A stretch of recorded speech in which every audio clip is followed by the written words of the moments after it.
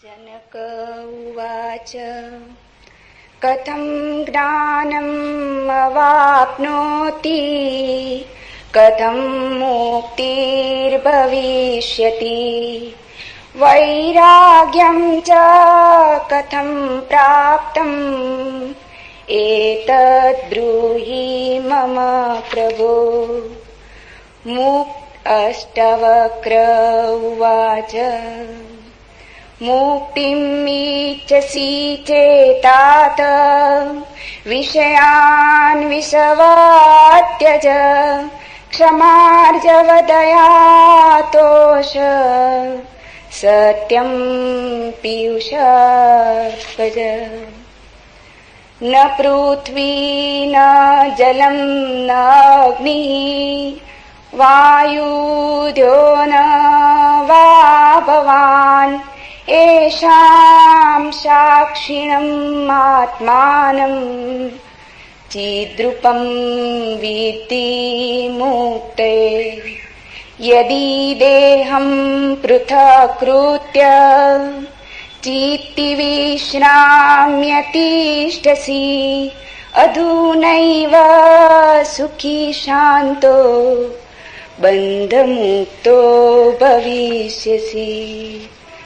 न त्वं विप्रादिको वर्णो नाश्रमी नाक्षगोचर असङ्गोऽसि निराकारो विश्वसाक्षी सुखी भव। धर्माधर्मौ सुखं दुःखं मानसानि न ते विभो न कर्तासि न भोक्तासि मुक्त एवासि सर्वदा।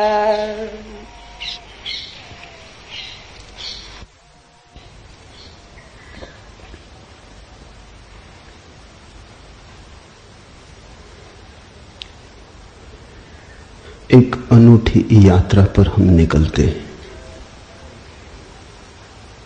मनुष्य जाति के पास बहुत शास्त्र हैं, पर अष्टावक्र गीता जैसा शास्त्र नहीं। वेद फीके हैं, उपनिषद बहुत धीमी आवाज में बोलते हैं। गीता में भी ऐसा गौरव नहीं जैसा अष्टावक्र की संहिता में। कुछ बात ही अनूठी है। सबसे बड़ी बात तो यह है कि न समाज, न राजनीति, न जीवन की किसी और व्यवस्था का कोई प्रभाव अष्टावक्र के वचनों पर है। इतना शुद्ध भावातीत वक्तव्य है, समय और काल से अतीत, दूसरा नहीं। शायद इसीलिए अष्टावक्र की गीता, अष्टावक्र की संहिता का बहुत प्रभाव नहीं पड़ा। कृष्ण की गीता का बहुत प्रभाव पड़ा। पहला कारण, कृष्ण की गीता समन्वय है। सत्य की उतनी चिंता नहीं जितनी समन्वय की चिंता है। समन्वय का आग्रह इतना गहरा है कि अगर सत्य थोड़ा खो भी जाए तो कृष्ण राजी है। कृष्ण की गीता खिचड़ी जैसी है, इसलिए सभी को भाती है, क्योंकि सभी का कुछ न कुछ उसमें मौजूद है। ऐसा कोई संप्रदाय खोजना मुश्किल है जो गीता में अपनी वाणी न खोज ले। ऐसा कोई व्यक्ति खोजना मुश्किल है जो गीता में अपने लिए कोई सहारा न खोज ले। इन सब के लिए अष्टावक्र की गीता बड़ी कठिन होगी। अष्टावक्र समन्वयवादी नहीं, सत्यवादी है। सत्य जैसा है वैसा कहा है, बिना किसी लाग लपेट के। सुनने वाले की चिंता नहीं, सुनने वाला समझेगा नहीं समझेगा इसकी भी चिंता नहीं। सत्य का ऐसा शुद्धतम वक्तव्य न पहले कहीं हुआ न फिर बाद में कभी हो सका। कृष्ण की गीता लोगों को प्रिय है क्योंकि अपना अर्थ निकाल लेना बहुत सुगम है। कृष्ण की गीता काव्यात्मक है। 2 2 5 भी हो सकते हैं, 2 2 3 भी हो सकते हैं। अष्टावक्र के साथ कोई खेल संभव नहीं, वहां 2 2 4 ही होते। अष्टावक्र का वक्तव्य शुद्ध गणित का वक्तव्य है। वहां काव्य को जरा भी जगह नहीं, वहां कविता के लिए जरा सी भी छूट नहीं। जैसा है वैसा कहा है, किसी तरह का समझौता नहीं। कृष्ण की गीता पढ़ो तो भक्त अपना अर्थ निकाल लेता है, क्योंकि कृष्ण ने भक्ति की भी बात की। कर्मयोगी अपना अर्थ निकाल लेता है, क्योंकि कृष्ण ने कर्मयोग की भी बात की। ज्ञानी अपना अर्थ निकाल लेता है, क्योंकि कृष्ण ने ज्ञान की भी बात की।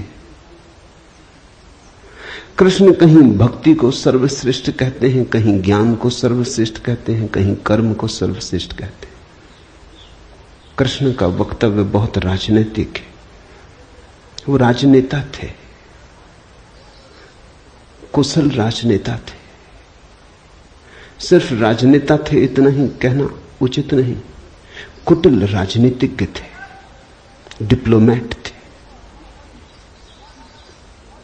उनके वक्तव्य में बहुत सी बातों का ध्यान रखा गया, इसलिए सभी को गीता भा जाती है। इसलिए तो गीता पर हजारों टीकाएं हैं, अष्टावक्र पर कोई चिंता नहीं करता, क्योंकि अष्टावक्र के साथ राजी होना हो तो तुम्हें अपने को छोड़ना पड़ेगा। बेशर्त तुम अपने को न ले जा सकोगे, तुम पीछे रहोगे तो ही जा सकोगे। कृष्ण के साथ तुम अपने को ले जा सकते हो। कृष्ण के साथ तुम्हें बदलने की कोई भी जरूरत नहीं। कृष्ण के साथ तुम मौजू पड़ सकते हो। इसलिए सभी सांप्रदायिकों ने कृष्ण की गीता पर टीकाएं लिखी। शंकर ने, रामानुज ने, निम्बार्क ने, बल्लभ ने, सबने अपने अर्थ निकाल लिए। कृष्ण ने कुछ ऐसी बात कही है जो बहुअर्थी है, इसलिए मैं कहता हूं काव्यात्मक है। कविता में से मन चाहे अर्थ निकल सकते हैं।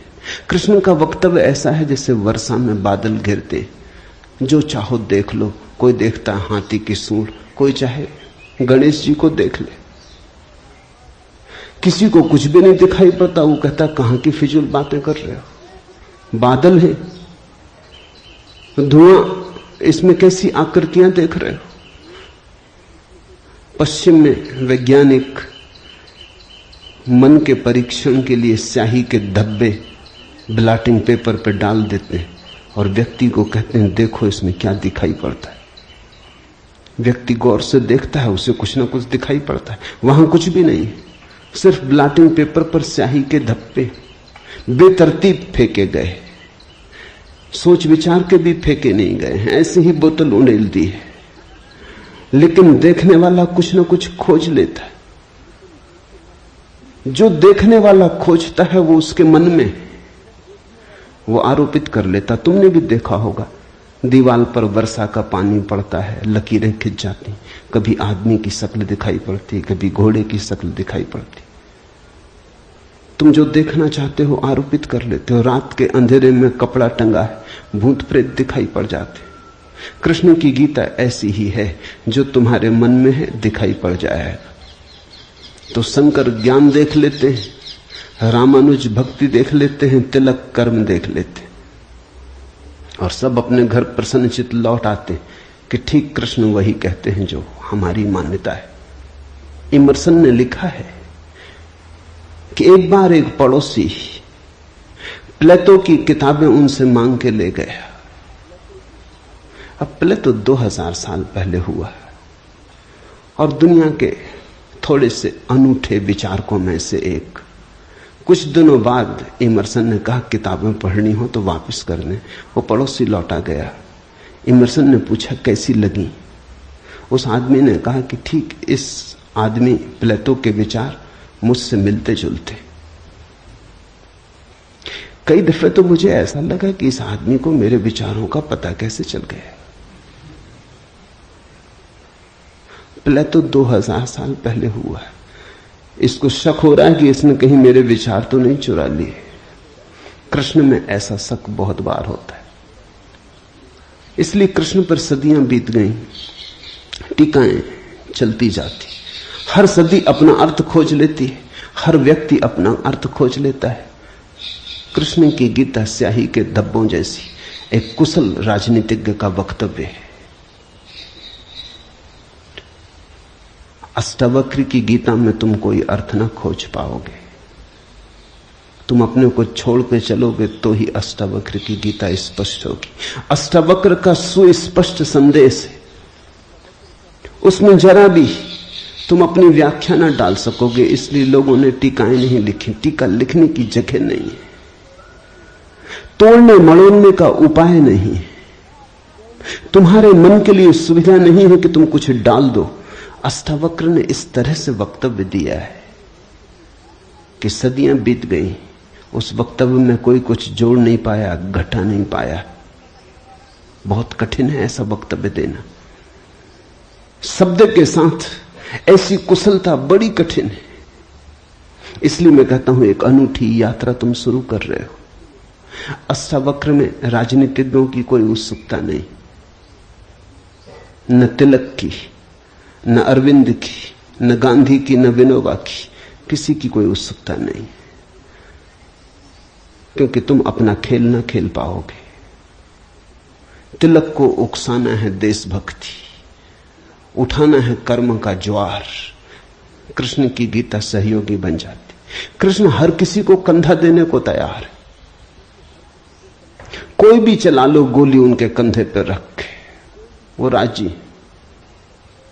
कंधा उनका, पीछे छिपने की तुम्हें सुविधा है, और उनके पीछे से गोली चलाओ तो गोली भी बहुमूल्य मालूम पड़ती। अष्टावक्र किसी को कंधे पे हाथ भी नहीं रखने देते। इसलिए गांधी की कोई उत्सुकता नहीं, तिलक की कोई उत्सुकता नहीं, अरविंद विनोबा को कुछ लेना देना नहीं, क्योंकि तुम कुछ थोप ना सकोगे। राजनीति की सुविधा नहीं है। अष्टावक्र राजनीतिक पुरुष नहीं। ये पहली बात ख्याल में रख लेनी जरूरी है। ऐसा सुस्पष्ट खुले आकाश